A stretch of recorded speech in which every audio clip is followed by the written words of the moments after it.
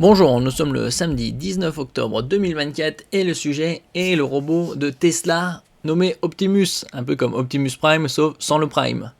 Pourquoi le robot de Tesla vanté par Elon Musk n'est pas vraiment autonome? On n'est pas encore comme dans les films de science-fiction où ils sont intelligents et autonomes.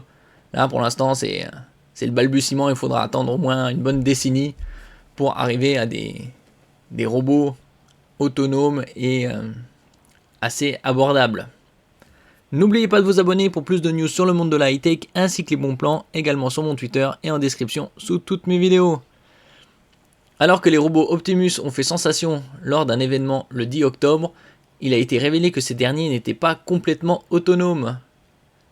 Il peut discuter, prendre des selfies et même servir des verres. Lors de l'événement We Robot de Tesla le jeudi 10 octobre, Optimus en a impressionné plus d'un.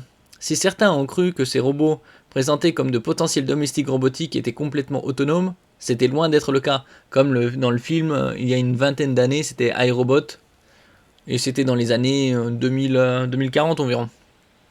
Ouais, c'est encore loin d'être ça. Interrogée par l'une des personnes assistant à la soirée de présentation du constructeur automobile, une de ces machines a reconnu qu'elle était assistée par un humain. Je ne suis pas encore complètement automatisé, a-t-elle répondu. Donc c'est un robot piloté. Il sert des verres, il discute, il prend des selfies, il sait même jouer à pierre-feuille-ciseaux. Voici ce que certains chanceux ont pu voir lors de la soirée de présentation d'Optimus. On voit des robots qui ont des interactions en temps réel, qui parlent avec des voix humaines, avec des intonations humaines. Et beaucoup de personnes sur place qui sont experts en technologie se sont dit mais ça paraît un peu trop beau pour être vrai. Car ce robot, présenté comme autonome, ne l'est peut-être pas tout à fait. C'est en tout cas ce qu'a demandé ce visiteur. Are you being remote controlled? Today, I'm assisted by a human. I'm not yet fully autonomous. Pour réagir à la demande immédiate, il a encore besoin de la présence d'un humain qui le contrôle à distance. Car selon ce blogueur, l'humanoïde reste le robot le plus difficile à faire fonctionner. Quant au prix annoncé, On parle d'un prix entre 20 000 et 30 000 $. Mais gardez en tête qu'il y a 20 ans, Honda avait sorti son robot qui était un peu humanoïde. À l'époque, on parlait de quelque chose. J'en avais parlé dans des vidéos précédentes. Asimo de Honda qui travaillait depuis les années 80. Et c'était le premier robot avec une allure humanoïde. C'était fin des années 90.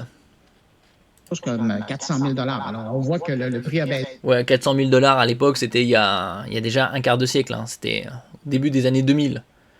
Entre-temps, avec la miniaturisation des composants, l'amélioration des calculs, les coûts de fonctionnement, production, on peut descendre, diviser le prix par 10 ou 20. Mais 20 000 $, c'est pas encore à la portée de tous les foyers. C'est une alternative, mais il y en a beaucoup d'autres, notamment. Au début des années 2000, il y avait aussi le robot de Sony, un robot, pet robot, c'était un chien. Aibo, c'était 3 500 euros. Là, on peut en trouver pour quelques centaines d'euros. Du côté de l'Asie. le patron de Tesla espère faire de ce robot le produit le plus demandé de tous les temps. Jusqu'à Non, ben, on verra ça. Il faudra une production de masse et une meilleure optimisation avec l'intelligence artificielle, passer pas mal de contrôle. Un robot contrôlé à distance. Des invités présents à la soirée avaient déjà fait part de leurs doutes sur les capacités d'Optimus. Robert Scoble, blogueur tech et ancien de Microsoft, a par exemple assuré sur X, ex-Twitter, que les robots de Tesla étaient assistés à distance par des humains. Bon, c'est un peu comme comme certains véhicules, avec dans les tests, où ils sont plus ou moins autonomes, il y a toujours un humain à côté. Pour réagir à la demande immédiate, il a encore besoin de la présence d'un humain qui le contrôle à distance, a affirmé Bruno Guglielminetti, consultant et blogueur nouvelles technologies.